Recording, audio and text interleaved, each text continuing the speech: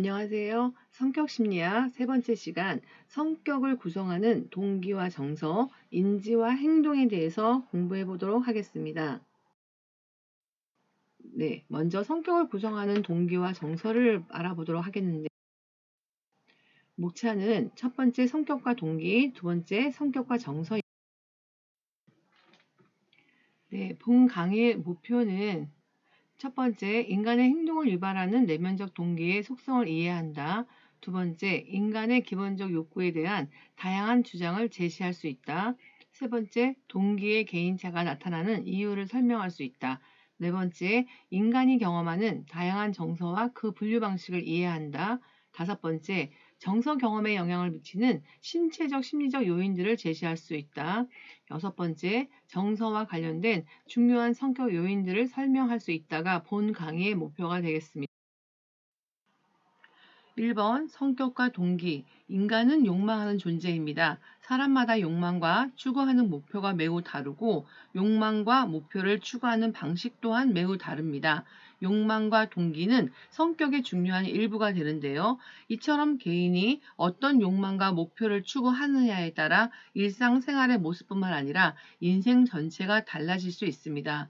개인의 성격을 이해하기 위해서는 그가 추구하는 주된 동기라든가 즉 욕구, 가치, 목표를 이해하는 것이 매우 중요하다고 할 수 있겠습니다.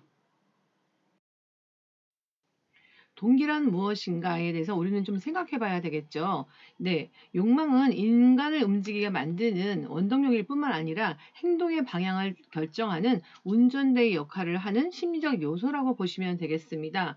국어 사전에 따르면 욕망은 누리지 못한 부족함을 느껴 이를 채우려고 하는 이런 뜻을 가지고 있습니다. 그 욕망이란 무언가를 좋아하고 바라면서 어떤 행위를 하고자 하는 내면적인 상태라고 볼 수 있는데요. 심리학에서는 인간의 행동을 추진하는 심리적 요인을 지칭하기 위해서 동기라는 용어가 굉장히 많이 사용되고 있습니다. 많은 학자에 따라서 이 동기는 본능이라든가 욕망이라든가 추동이라든가 욕구라든가 가치, 관심사 이러한 다양한 용어로 사용되고 있습니다. 학자에 따라서 선호하는 용어가 사실 다를 뿐이지 이러한 용어들은 거의 비슷한 유의미한 언어들로 사용되고 있습니다. 인간의 동기에 대해서 깊은 관심을 가졌던 대표적인 심리학자 머렐리는 이 뉴욕에서 태어난 머렐리는 역사학과 생물학을 전공하였으며 의사로 활동하다가 정신분석학에 매우 심취되었습니다. 그래서 이는 친구인 크리스천 모건이라는 사람과 함께 개인의 평가를 그 동기를 평가하는 투사적 검사 주제 통각 검사라는 TAT를 개발하게 되었습니다. 그는 그의 저서 성격의 탐색이라는 저서를 통해서 인간을 움직이게 하는 내면적인 동력을 욕구, 동기, 압력으로 구분하여 설명하고 있습니다. 그래서 여기에 나온 욕구는 인간의 뇌나 마음 속에 존재하는 추진력으로서 현재의 불만족스러운 상황을 변화시키기 위해서 자각, 사고, 의지, 행위 등을 어떤 특정한 방향으로 조직하려고 하는 힘이라고 보시면 되겠습니다. 즉, 욕구는 만족하지 못하는 내면적인 상태에서 편안함과 충족감을 느끼기에 무언가 부족한 결핍 상태라고 보시면 되겠습니다. 욕구는 지향성을 가지고 있고 행동의 방향에 영향을 미치고요. 욕구는 한 시점에서 선택 가능한 어떠한 행동 중에 특정한 것을 선택하는데 영향을 미치기도 합니다. 또한 여기에서 압력이라는 것은 외부적인 조건을 말하는데요. 무언가를 얻고자 하거나 피하고자 하는 동기를 만들어내는 외부적인 조건이라고 보시면 되겠습니다. 우리가 맛있는 음식을 먹고 싶게 되면 그러한 동기가 생기고 또한 그 음식을 보게 되면 더 강렬한 요구가 생기잖아요. 이러한 것처럼 그 동기화되는 과정을 걸치는데 동기화라는 것은 어떠한 욕구에 비해서 추구하는 과정적인 심리적 과정이라고 보시면 되겠습니다. 이런 과정을 통해서 행동으로 나타나는 것, 이것들이 우리의 이제 욕구의 표현 방법이라고 보시면 되겠습니다.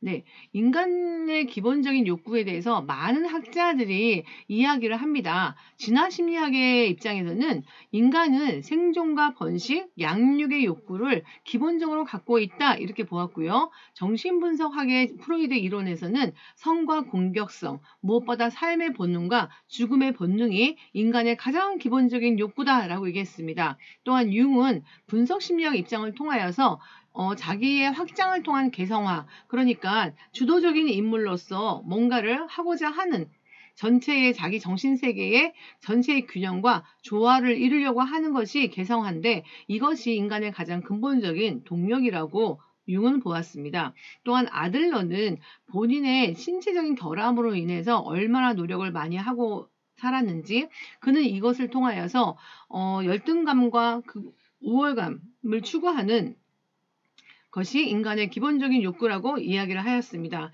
그래서 인간은 평생 열등감을 극복하고자 하고 우월감을 추구하기 위해서 살아간다. 이렇게 보았던 것이죠. 또한 대상관계 이론의 입장에서는 다른 사람과 잘 지내고 싶어 하는 것이 인간의 욕심이다라고 해서 타자와 관계를 형성하려는 욕구를 기본적인 욕구로 보았습니다. 또한 인본주의 로저스 같은 사람은 자기 실현하는 것이 인간의 가장 기본적인 욕구라고 보았고요. 긍정심리학의 입장에서는 이 셀리만이라는 학자는 인간 모두에게는 행복을 추구하고 또한 내재적인 욕구를 갖고 있다고 보았습니다. 즐거움과 몰입하고 또한 의미를 추구하는 요구가 있는 반면에 또한 자기의 그런 내적 욕구, 예를 들면 유능하고자 하는 것, 다른 사람들과 관계하자고 하는 것, 또한 뭔가 주도적으로 자기가 하고 싶어하는 일을 하고자 하는 욕구가 있다고 보았습니다. 네, 그렇다면 우리는 한번 생각해 볼 필요가 있겠죠. 인간의 가장 기본적인 욕구는 무엇일까요? 여러분들은 어떤 욕구를 가장 중요하게 여기시나요? 그리고 나를 움직이는 가장 중요한 욕구는 무엇이고 그 욕구에 대한 관심사는 어디서부터 시작된 것인지 이번 주 한번 생각해 보는 시간을 가지시면 좋을 것 같습니다.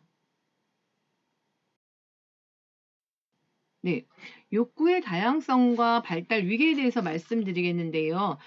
이 메슬로라는 사람은 욕구 위계 이론이라는 것을 만들어서 여기에는 5가지 과정이 있다고 보았습니다. 생리적 욕구와 안전 욕구, 애정 및 소속 욕구, 존중 욕구, 자기 실현 욕구가 있는데요.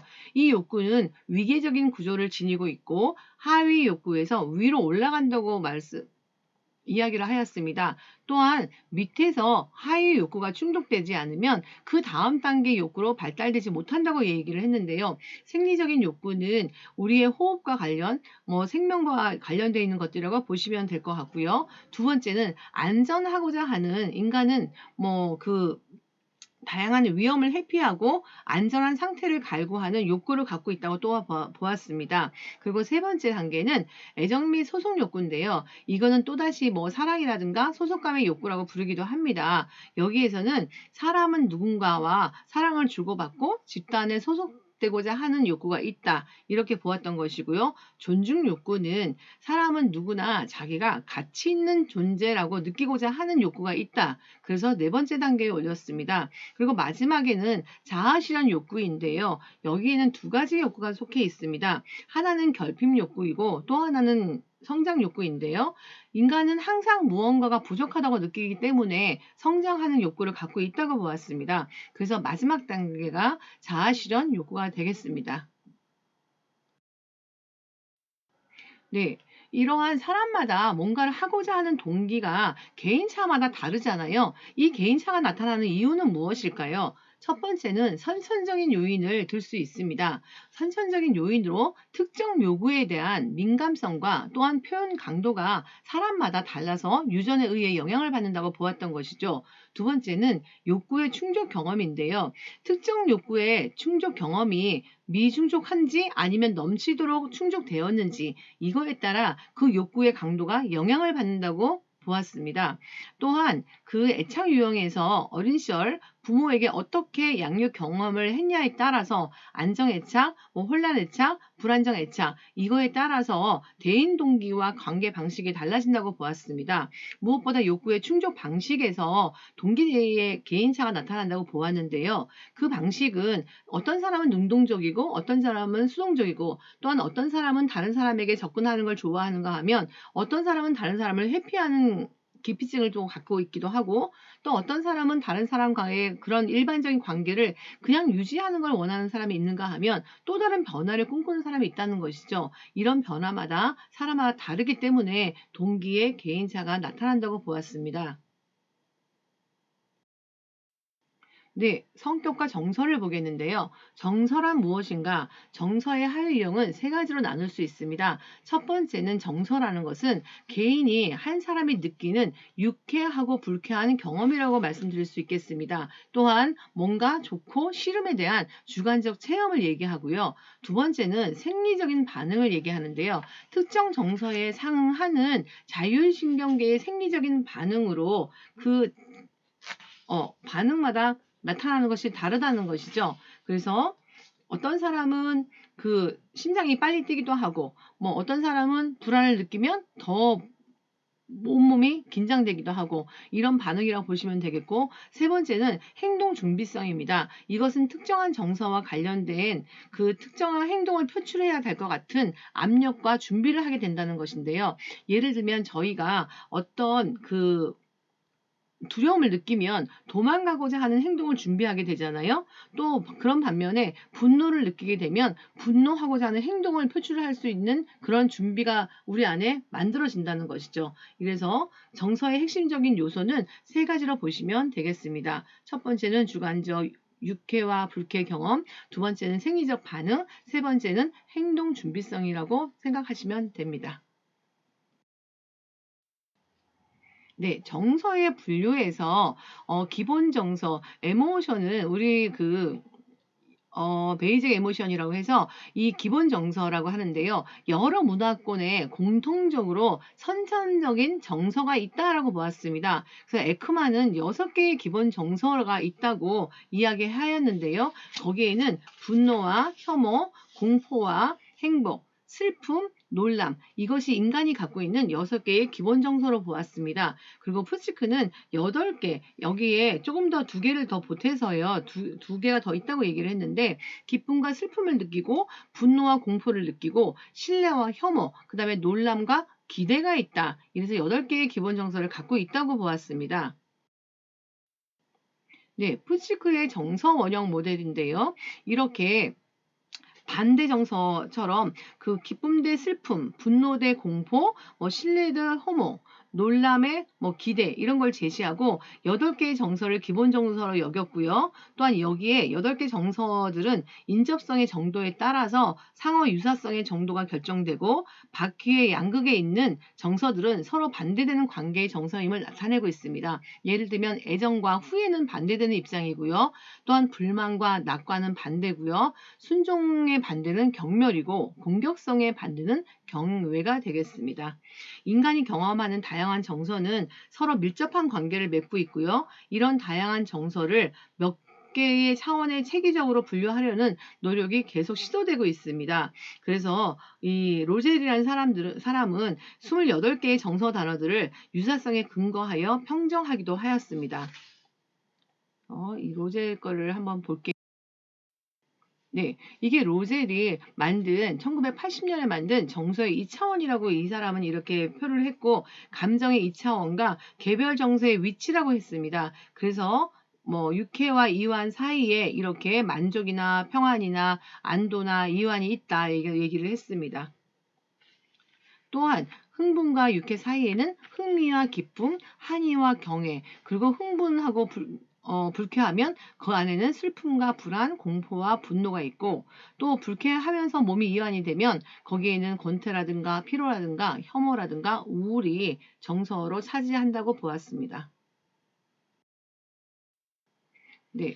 그러면 여러분들은 요즘에 어떤 정서를 많이 느끼고 계신가요? 요즘에 날씨가 굉장히 좋잖아요. 최근에 여러분들은 어떤 긍정적인 정서와 부정 정서를 느끼셨나요?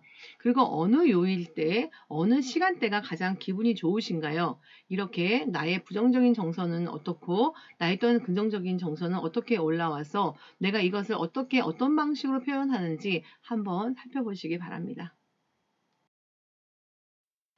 네, 정서 조절 체계 모델인데요. 우리 뇌에는 세 유형의 정서 조절 체계가 존재하고 어떤 체계가 활성화되느냐에 따라서 특정한 정서가 경험된다고 보았습니다. 그래서 먼저 위협 보호 체계가 활동을 하면 이것은 위험을 탐지해서 대처하는 반응을 보이는데요.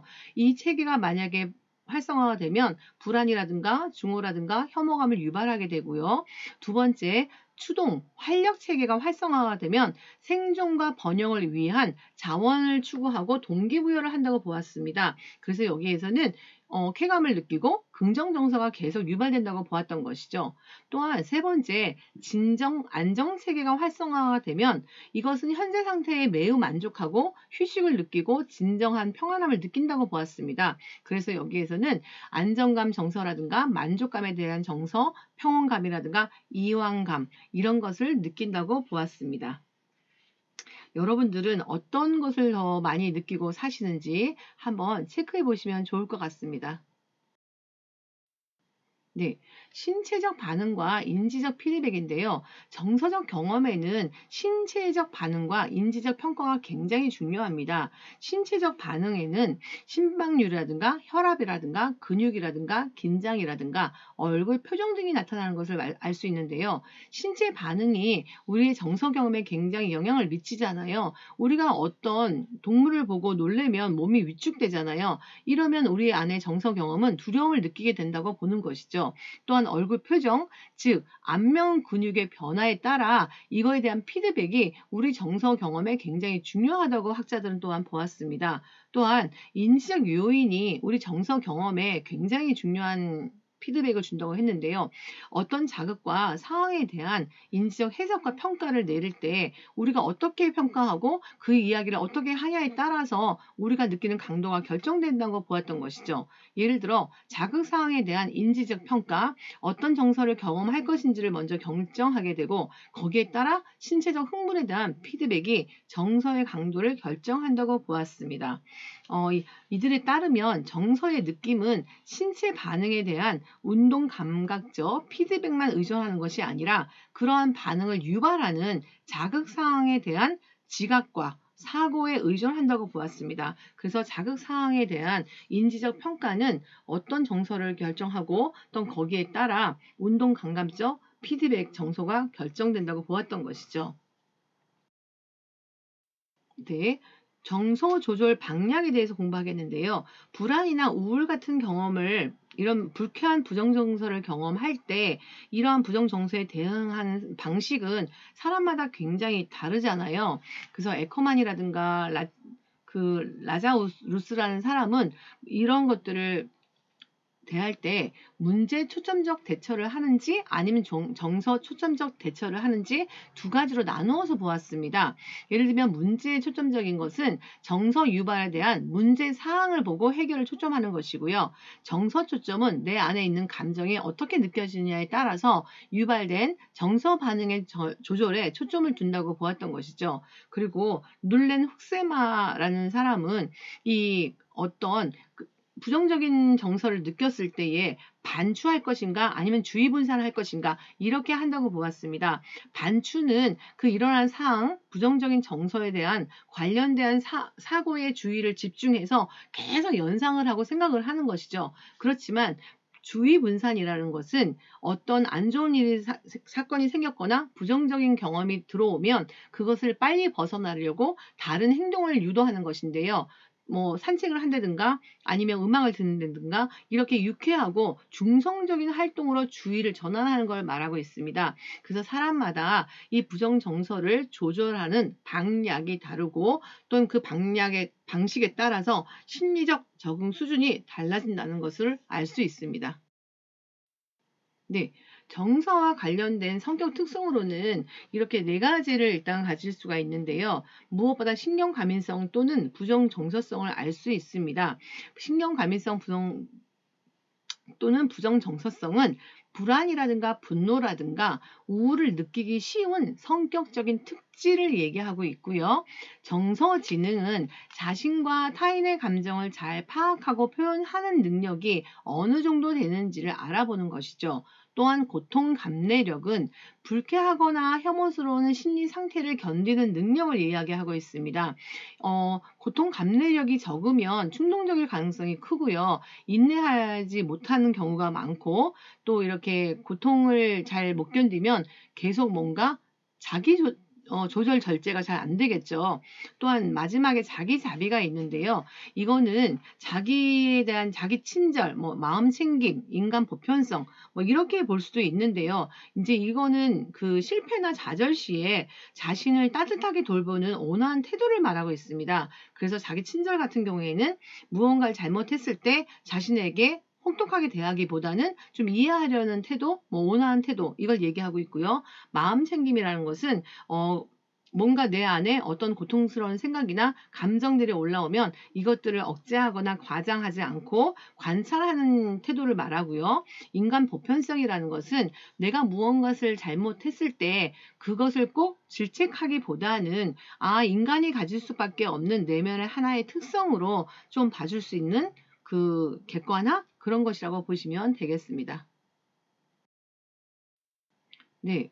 그렇다면 성격을 구성하는 인지와 행동에 대해서 알아보도록 하겠습니다. 네, 목차는 성격과 인지, 두 번째는 성격과 행동입니다.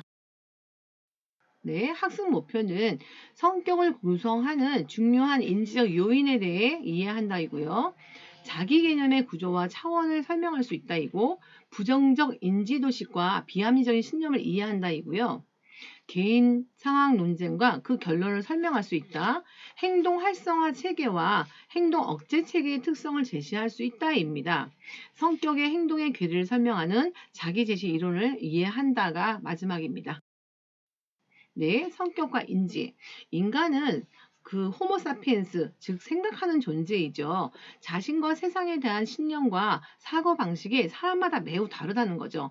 인지는 성격의 중요한 구성 요소이기도 하는데요. 성격을 구성하는 중요한 인지적 구조로는 자기 개념이라든가 인지도식이라든가 개인적 신념 등이 있습니다. 이처럼 특정한 상황을 바라보는 인지적 틀은 개인의 성격을 구성하는 핵심적 요소입니다. 네, 정서와 행동을 결정하는 인지적 요인들이 이렇게 나와 있는데요. 네. 외부 세계에 대한 자극과 사건 및 우리가 상황을 겪으면 우리는 인지적인 구조를 각자 다 갖고 있습니다. 거기에는 이제 그 인지라고 하는 것 자체가 알미잖아요. 뭔가 알고 있다. 그다음에 인간은 많은 정보를 처리하고 저장할 수 있는 인지적 능력을 가지고 있는데요. 인지 기능은 기억이라든가 학습이라든가 선택이라든가 결정 등을 담당하게 되어 있습니다.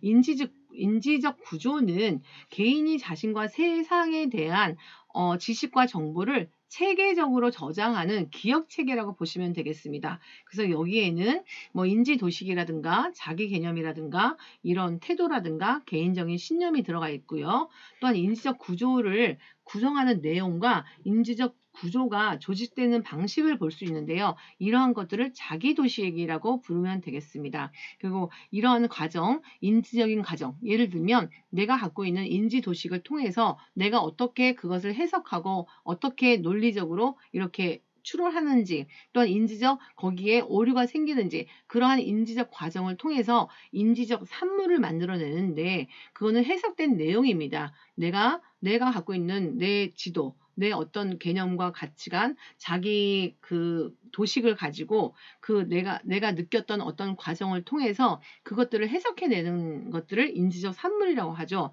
그래서 여기서 중요한 게 자동화라는 것인데요. 그 자동화라는 것은 어, 예를 들면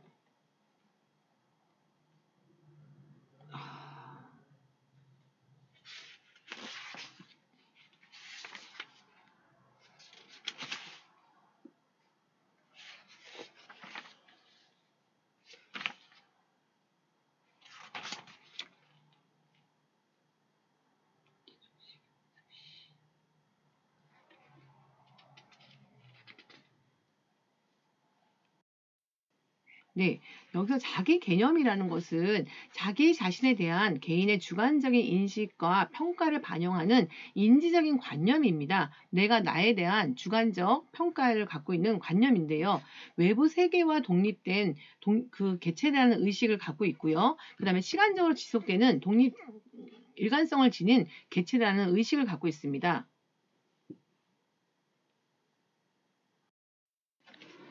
자기 개념은 나라고 하는 정보를 저장하고 있는 기억 체계로서 매우 복잡한 인지적 구조를 지니고 있습니다. 자기 개념이라는 인지적 구조의 틀은 중요한 특성은 굉장히 다면적이고 다차원적인 구조를 지닌다는 점을 말씀드리겠습니다. 그래서 나는 물질적인 자기와 정신적인 자기, 사회적 자기로 나눠 볼 수 있는데요. 이 물질적 자기는 물질적 측면, 소유물, 그래서 가장 중심부에 위치하고 있고요. 다음에 뭐 옷이라든가 재산이라든가 외모라든가 이런 것들이 포함됩니다. 정신적인 자기는 개인의 내적 또는 심리적인 재반 능력과 성향을 지칭해서요. 여기에는 성격과 매력, 지적 능력, 자기 조절 및 대인관계 능력, 인생관 및 가치관을 말할 수가 있고요. 사회적인 자기는 개인이 동료들로 받는 인정과 사랑을 지칭합니다. 그래서 가족이나 연인이나 배우자, 친구, 직장 동료들로부터 받는 사랑, 명성, 명예들이 사회적 자기를 구성한다고 보시면 되겠습니다. 여러분들은 어떤 자기적 개념을 갖고 계시나요? 네, 또 여러분들은 지금 여러분들 모습이 만족스러우신가요? 또 내가 원하는 이상적인 모습은 어떤 것인가요? 부모님들이 여러분들에게 원했던 그 모습과 현재의 모습은 어떤 공통점이 있고 또한 어떤 영향을 미치고 있는지 이 시간 한번 생각해 보시도록 바라겠습니다. 자기 개념은 여러 차원으로 얘기를 하는데요. 그 자기 개념의 다양한 차원을 무크스라는 학자는 현실적인 자기와 이상적인 자기, 그리고 의무적인 자기와 가능한 자기로 보았습니다. 여기서 현실적인 자기와 이상적인 자기는 로저스도 이런 자기 개념이 두 가지라고 이야기를 했는데 그 현실적인 자기는 현실에 있는 모습 그대로 자기 상태를 지각하는 걸 얘기하고요. 이상적인 자기는 자기가 너무나 바라는 모습이나 상태를 의미합니다. 그리고 여기에 의무적인 자기는 그냥 삶에 대해서 그냥 의무적으로 살아가는 뭐 이런 나라고 얘기하시면 되겠고 그 다음에 가능한 자기는 뭔가를 할 수 있는 나를 이야기합니다. 그래서 자기 불일치 이론이라는 것을 낸 학자는 이런 얘기를 하였습니다. 현실적인 자기와 이상적인 자기가 만나면 거기에 대한 괴리감 때문에 우울이 나타나고 또한 의무적 자기와 현실적 자기의 괴리감은 불안을 자아낸다고 말을 했습니다. 자기 개념과 성격과의 관계인데요. 그 자기 개념은 성격의 핵심적인 인지 구조이거든요. 자기 개념은 개인의 행동에 영향을 미칠 뿐만 아니라 굉장히 중요한 그 심리적 요인이기도 하고요. 이러한 자기 개념은 자기 존중감을 결정합니다. 그래서 긍정적인 자기 개념을 가지면 자신감과 자부심을 느낄 수 있는 반면에 부정적인 자기 개념을 가지면 우울감과 열등감을 겪을 수밖에 없고요. 또한 그 자기 복잡성 가설이라는 것을 발표한 린빌이라는 학자는 자기 개념의 분화 정도가 사람마다 다르고 자기 개념의 분화 정도가 낮은 사람은 부정적 사건에 대해서 더 큰 정서적 충격을 받을 수밖에 없다라고 했고요. 이래서 자기 개념의 구조적인 결함은 그 자기애성 성격 장애라든가 자기중심적으로 나아갈 큰데요. 자기애성 성격 장애는 이거 자기 개념이 너무 과도하게 긍정적이고 자기 중심적일 때 그 고착되는 현상을 말하고 있습니다. 그래서 인지도식과 개인적인 신념에 대해서 좀 보겠는데요. 여러분들도 인지도식이란 말을 굉장히 많이 들어봤을 거예요. 심리도식은 우리 안에 갖고 있는 지도예요. 예를 들면. 그래서 인지도식은 개인이 과거 경험에 근거해서 자신과 세상을 바라보는 기본적인 인식의 틀을 의미합니다. 그래서 동일한 사건에 대해서도 개인마다 다른 반응을 나타내잖아요. 이러한 것은 왜 그러냐면 인식의 틀이 다르기 때문이죠.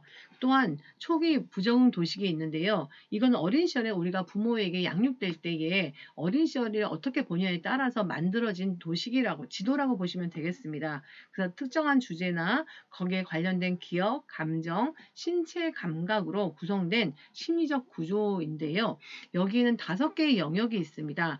첫 번째는 단절 및 거절이 있는데 이 안에는 또 하위 유형으로 5개가 있는데요. 유기 불안정, 불신 학대, 정서적 결핍, 결함 수치심, 사회적 고립, 소외 이런 것들이 있고요. 그다음에 자율성 및 수행 손상 여기는 의존과 무능감, 위험과 질병에 대한 취약성, 밀착과 미발달된 자기, 그 다음에 실패 이렇게 하위 유형 4개가 있습니다. 또한 한계 인식 손상에는 하위 유형이 2개가 있는데요. 특권 의식과 과대성이 있고요. 자기 통제와 자기 훈육 부족이 있고요. 타인 중심성에는 하위 유형으로 3개가 있는데 복종하는지 자기 희생하는지 아니면 승인 인정 추구하는지 이렇게 있고요. 과잉 경계 및 억압에는 부정성과 비관주의, 정서적 억압, 엄격한 기준과 과잉 비판, 또한 처벌이 있습니다. 이렇게 해서 18개의 도식이 있다고 보았습니다.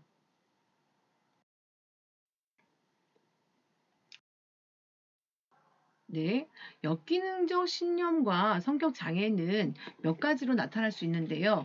아까 말씀드린 것처럼 자기 개념이 잘못되면 이제 역기능적 자기 신념으로 갈 수가 있다는 거죠. 그래서 이런 것이 너무 과도하거나 그랬을 때는 성격 장애가 나타날 수 있는데요. 먼저 편집성 성격 장애가 나타날 수가 있습니다. 이러한 사람들은 사람에 대한 강한 불신과 의심이 있고요. 사람들에게 굉장히 적대적인 태도를 보이고 있습니다. 이 사람들이 생각하는 것들은 다른 사람들을 악의적이고 기만적으로 보고 있고요. 그리고 다른 사람들은 자기에게 기회만 있으면 공격할 거라고 생각을 하고 있고요. 또한 자기는 긴장하고 경계해야만 피해가 없다라고 생각하게 됩니다. 그 다음에 나타날 수 있는 것이 반사회성 성격 장애인데요. 법과 위배되는 행동을 하고 무책임하고 폭력 행동을 또한 이렇게 자행하는 그런 성격이죠.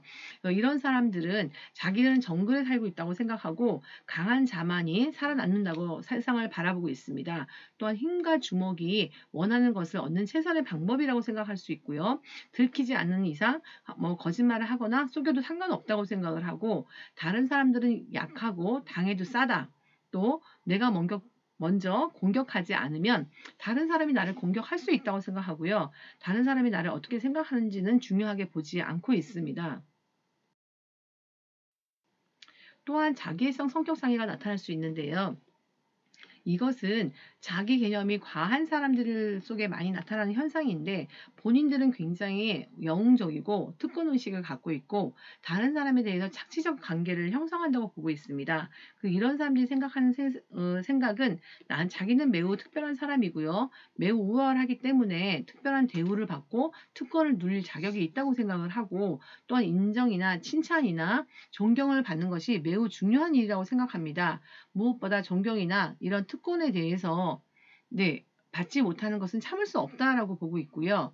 그리고 자기 정도의 훌륭한 사람이 많이 이 세상을 살아남고 다른 사람한테 이해받을 수 있다. 이렇게 생각한다는 거죠. 그리고 강박성 성격장애는 완벽주의인데요. 성취지향적이고 인색하고 냉정합니다. 이런 분들은 나는 나 자신뿐만 아니라 내 주변 환경을 완벽하게 통제해야 된다고 생각을 하는 거죠. 또한 실수하지 않아야만 가치 있는 존재라고 여기고 실수는 곧 실패라고 보고 있습니다. 또한 모든 행동과 결정에는 옳고 그름이 있다고 생각을 하는데요. 명확한 규칙이나 절차가 없으면 아무것도 할 수 없다고 그들은 생각하고 있습니다. 네, 성격과 행동인데요. 개인과 상황에 대한 논쟁은 계속 일어나고 있습니다. 상한론자들은 성격은 존재하지 않고 허구적인 개념이라고 보았고요. 개인의 행동은 상황에 따라서 매우 달라질 수 있다고 생각을 하였습니다. 하지만 성격론자들은 개인은 상황마다 나름대로 일관성 있는 행동을 나타낸다고 보았고요. 성격은 개인의 행동을 예측하는 유용한 개념이라고 보았습니다. 개인과 상황에 대한 논쟁의 잠정적 결론은 개인이 다양한 상황에서 일관성 있게 행동하는 것은 아니라고 보았고요. 하지만 성격의 개념은 유전이 유용하다고 보았습니다. 또한 특정한 상황에서는 특정한 방식으로 행동하는 if then 식의 안정된 행동 패턴이 존재한다고 보았는데요. 예를 들어 권위주의자들의 성격을 지닌 사람들은 상급자에게는 순종적이고 굴종적인 행동을 일반적으로 보이는가 하면, 또한 하급자에게는 지배적이고 독재적인 행동을 안정되게 보인다고 이야기하였습니다. 행동에 영향을 미치는 요인들을 보겠습니다. 행동에 영향을 미치는 요인들로 먼저 성격의 생물심리학적 이론을 말씀드리겠는데요. 그레이라는 학자는 뇌에 두 개의 행동 통제 체계가 존재한다고 보았습니다.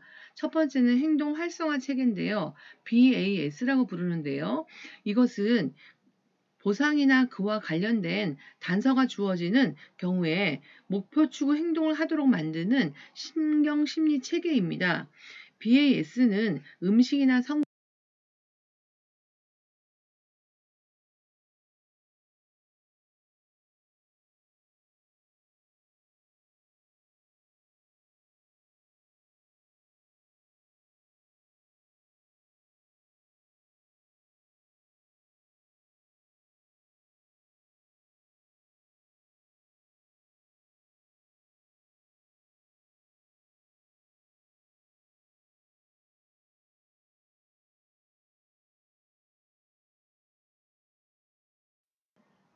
네, 그레이라는 학자에 따르면 BAS와 BIS는 성격의 기본적인 두 축을 얘기하는데요. 즉, 외향성과 신경 과민성의 생물학적 기반을 얘기하고 있습니다. 외향성을 지닌 사람들은 보상 획득을 위한 접근 행동을 유발하는 BAS가 활성화가 쉽게 되는가 하면 주변 환경에 적극적으로 개입하고 대인 활동에서 기쁨을 얻는다고 보고 있습니다. 하지만 신경 과민을 지닌 사람들은 처벌의 신호 자극에 반응해서 행동을 억제하는 BIS가 활성화가 되는데요. 즉, 행동 억제 체계가 활성화가 된다고 보고 있습니다. 그래서 이것이 활성화가 되면 부정적인 결과에 주목하게 되고 위축적인 행동을 나타낸다고 보고 있습니다. 그래서 병리적인 현상으로 불안장애와 공포증이 나타날 수 있다고 보았습니다. 여러분들이 여기 표에 보시다시피 BAS가 활성화가 되면 긍정적인 정서와 그 기쁨이라든가 의기양양 이런 것들이 올라오는가 하면요. BIS가 비활성화되면 부정 정서를 느낀다는 것이죠. 슬픔이라든가 절망감을 얘기하고요. 또한 행동 반응은 활성화가 되면 목표 추구를 위해서 동기가 부여되고 또한 행동이 증가되는 반면에 비활성화가 되면 목표를 추구하는 행동이 감소된다고 보았다는 것이죠. 그리고 BAS가 너무 활성화가 되면 병리적인 현상이 나타날 수 있는데요. 그 현상으로 조증과 경조증이 나타날 수 있습니다. 그렇지만 BAS, 즉 행동 활성화 체계가 활성화가 안 되면 또한 목표 추구와 행동하는 감소가 되기 때문에 우울증에 걸릴 가능성이 높다고 보았습니다. 행동에 영향을 미치는 요인들로요. 로터의 통제 소재를 말씀드릴 수 있는데요. 이 통제 소재라는 것은 자신이 그 사건을 통제할 수 있다. 그러니까 내가 일반적인 상황 속에서 내가 어떤 것들을 일어나는 현상들을 통제할 수 있다는 믿음을 말하고 있습니다. 이 통제 소재는 어떤 행동을 했을 때 특정한 결과, 예를 들면 성공이나 실패가 나타날 것이라는 기대와 더불어 그 결과로 인한 보상 가치의 결정을 자신이 하는가 아니면 타인이 하는가에 대한 믿음을 뜻하는데요. 통제 소재, 그러니까 즉 내적 통제 소재와 외적 통제 소재에 따라서 행동이 달라진다고 보았습니다. 내적 통제 소재는 자신의 성공과 실패가 내부적인 요인, 즉 나로 인해서 나의 능력이나 나의 노력 때문에 결정된다고 생각하는 반면에요. 이 외적 통제 소재라는 것은 성공이나 실패가 자신의 노력보다는 외부, 그러니까 운이라든가 우연이라든가 예측할 수 없는 환경의 힘에 있다고 믿게 되는 믿음을 얘기하는 것입니다. 또 하나 반두라는 사회인지 이론을 통해서 과제 수행에서는 무엇보다 자기 효능감이 중요하다고 말을 하였습니다. 자기 효능감이라는 것은 자신이 과제를 완수하거나 목표를 달성할 수 있다라는 개인의 신념을 이야기하고 있는데요. 반두라는 행동에 영향을 미치는 인지적 요인의 중요성을 굉장히 많이 깨달았거든요. 특히 이 자기 효능감은 실제 수행하는 거에 대한 성취감, 그 다음에 또한 누군가를 통해서 얻게 되는 대리적 경험이라든가 또한 누군가의 피드백을 통한 언어적 설득, 그리고 무엇보다 자신 안에 있는 정서적 각성에 의해서 결정된다고 보았습니다. 행동에 영향을 미치는 요인들로 또한 목표와 개인적인 열망에 대해서 에머스는 이야기했는데요. 인간은 목표를 지향하는 존재라고 보았고요. 성격은 어떤 목표를 어떤 일관된 방식으로 지향하냐에 따라서 이해할 수 있다고 보았습니다. 또한 이 학자는 개인적인 열망, 즉 개인이 평소에 이루고자 추구하는 일관성 있는 패턴이 굉장히 중요하다고 보았고요. 개인적인 열망에 대한 주체성, 예를 들면 내가 성취를 위할 것인지 친화적을 위할 것인지 권력이나 건강 등을 위할 것인지 이거와 더불어 열망의 차원, 내가 얼마나 긍정적으로 열망하고 얼마나 부정적으로 열망하며 또한 그 성공의 가능성을 믿고 또한 내가 거기에 대한 얼마나 노력을 했는 헌신도에 따라서 달라진다고 보았고요. 또한 이런 것들의 열망과의 관계, 열망의 주체와 열망의 차원, 이 관계에 따라서 촉진이라든가 갈등이라든가 통합이라는 방법을 쓰게 되는데 거기에 따라 개인의 행복도가 달라진다고 이야기하였습니다. 그래서 에모스는 개인적인 열망을 측정하는 방법을 여러 개를 말하고 있지만 그 중에 몇 개만 말씀드리면 1번 개인이 그가 매일 활동에서 전형적으로 하고자 하는 목록들을 제시하고 긍정적인 것과 부정적인 것에 예를 제시하면서 가능한 한 다양하게 보고하도록 격려하였고요. 두 번째는 각 열망마다 그것을 이루기 위해 하고 있는 구체적인 방법을 적으라고 말했습니다.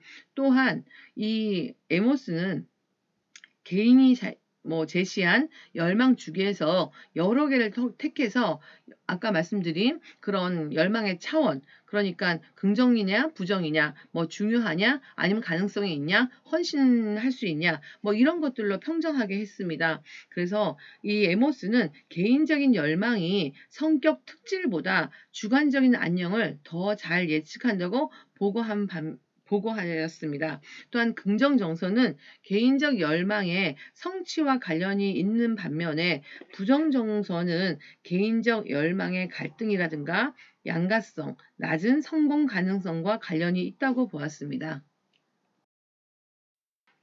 성격의 자기제시 이론에 대해서 공부해 보도록 하겠습니다. 한 사람의 성격을 이해하기 위해서는 그가 타인에게 자신이 원하는 이미지를 전달하는 자기제시의 이해가 굉장히 중요한데요. 이 성격의 자기제시 이론에서 성격을 이렇게 말하고 있습니다. 개인이 다른 사람들에게 심어준 자신에 대한 인상이나 이미지를 의미한다고 보았고요. 인생은 연극이고 온 세상은 무대이며 우리는 모두는 배우다 이렇게 표현하고 있습니다. 인간을 이해하기 어려운 이유는 그가 진정한 모습을 잘 보여주지 않고 그대로 나타내지 않기 때문이죠. 인간은 자신이 다른 사람에게 보여지는 그리고 원하는 모습으로 자신을 위장해서 나타내는데요. 융이 말했듯이 사회적인 상황에서 페르소나를 쓰고 산다. 사람은 가면을 쓰고 생활하는 존재다. 이렇게 보아하기도 했죠. 그래서 개인적인 성격을 이해하기 위해서는 무엇보다 자기 제시를 잘 알아야 한다고 말할 수 있습니다. 자기 제시는 청중의 유형 따라 달라지는데요. 자기 제시는 상황적 요구에 반응하는 것입니다. 그래서 두 가지 메커니즘이 여기에 존재하는데요. 하나는 공적 청중과 두 번째는 사적 청중입니다. 이게 공적인 청중은 자신의 행동을 관찰하고 평가하는 다른 사람을 뜻하고요. 대인관계 사항마다 다양한 유형의 청중이 존재할 수 있죠. 인간은 누구나 공적인 상황에서는 청중, 즉 다른 사람들을 의식하고 자신이 원하는 자기의 이미지를 심어주기 위해서 행동하는 것이죠. 두 번째는 사적 청중인데요. 이것은 자신의 행동을 관찰하고 평가하는 자기 자신을 뜻하고 있습니다. 완벽주의적인 사람은 매우 까다롭고 기대 수준이 높은 사적 청중을 지닌 경우라고 볼 수 있겠습니다. 또한 자기 제시는 청중에게 어떻게 자신의 이미지를 심어주고자 하냐에 따라서 많이 달라질 수 있다라는 거죠. 그래서 주체성과 그 연대성이 있는데요. 이것은 자기 이미지를 주체성과 연대성으로 구별하고 있는 것입니다. 주체성과 연대성은 베킨이라는 사람이 인간의 기본적인 존재 방식을 구분하기 위해서 사용한 개념인데요. 주체성은 유능하고 권력 있는 독립적인 존재로 자기를 인식하는 반면에 연대성은 다른 존재와 친밀한 유대 관계를 형성하기 위해서 사랑과 소속감을 추구하는 상호 의존적인 존재 방식을 뜻하고 있습니다. 사람들은 자기 제시에 있어서도 자신을 독립적이고 유능한 강한 존재로 보여주려는 주체성 이미지 또는 자신을 따뜻하고 친밀한 협동적인 존재로 보여주려는 연대성 이미지를 추구할 수 있습니다. 네, 이렇게 자기 제시는 두 가지로 나눠서 공적 청중과 사적 청중, 그 다음에 여기에는 주체성 이미지, 연대성 이미지, 또한 내가 나를 바라봤을 때 주체성 이미지, 연대성 이미지를 갖고 있다고 보시면 되겠습니다. 네, 성격의 자기 제시 이론 중에서 사회적인 선호 반응을 굉장히 중요하게 여기는데요. 자신을 사회적으로 바람직한 모습으로 나타내기를 원하는 반응 방식이라고 보겠습니다. 여기에는 그 실제 모습보다는 더 좋은 모습으로 그 나타내려고 하는 평가하는 우리들이 있는데요. 이것은 자신을 긍정적으로 나타내고자 하는 성격 요인이기도 합니다. 그래서 사회적으로 인정받기 위해서는 우리는 자신의 실제 모습과 다르게 행동할 수 있고요. 공적 청중을 대상으로 한 공적인 자기 제시를 조절하는 과정을 인상 관리라고 말하고 있습니다. 그래서 여기에도 또한 아까 말씀드린 주체성 관리와 연대성 관리가 있고요.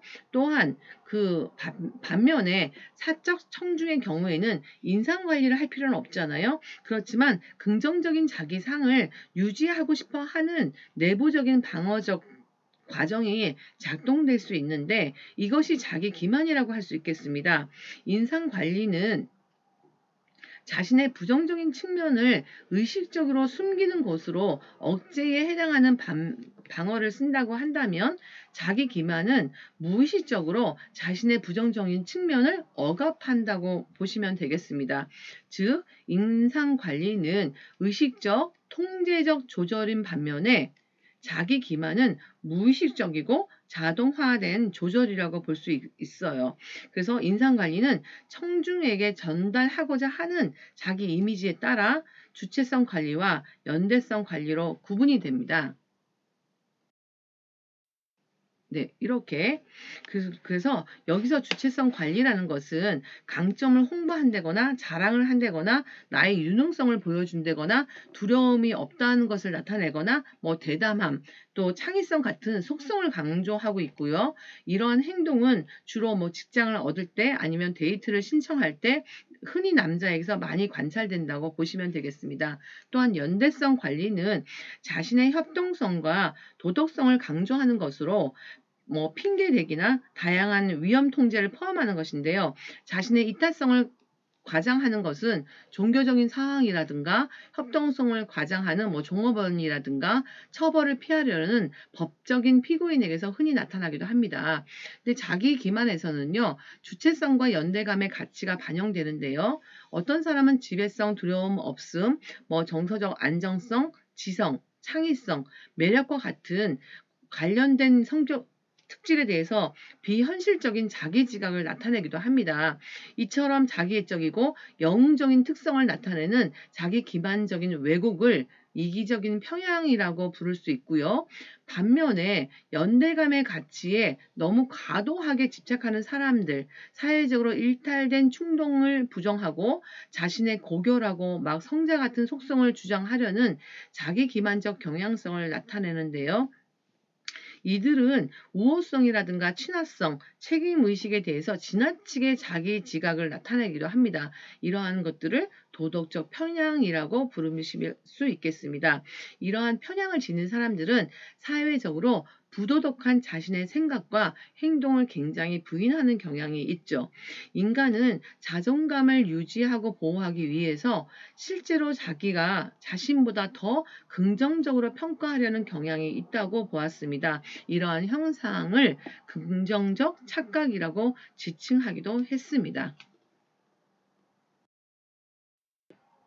네, 이렇게 여러분들은 자신의 얼굴이 어떤 것이 진짜 모습인가요? 어떤 것을 여러분들은 나도 모르게 기만하고 나도 모르게 다른 사람들에게 더 도덕적으로 보이려고 하는 경향이 있을까요? 네.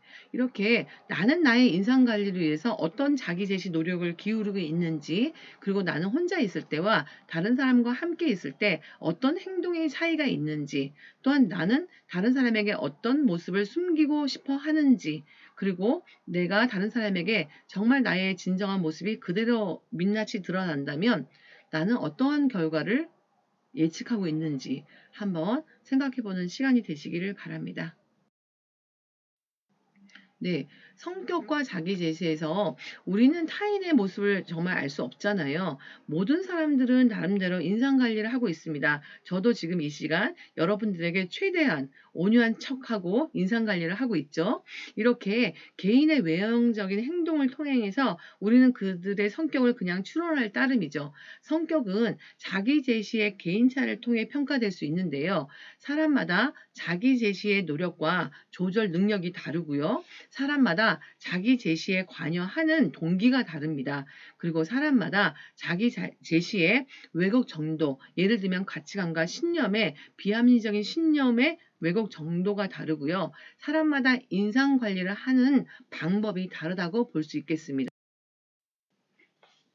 네, 오늘은 여기까지 하고 마치겠습니다. 참고 문헌은 인간 이해를 위한 성격 심리학 권성만 선생님의 책을 주로 이용하였고요. 또한 노한영의 선생님의 성격 심리학을 이용하였습니다.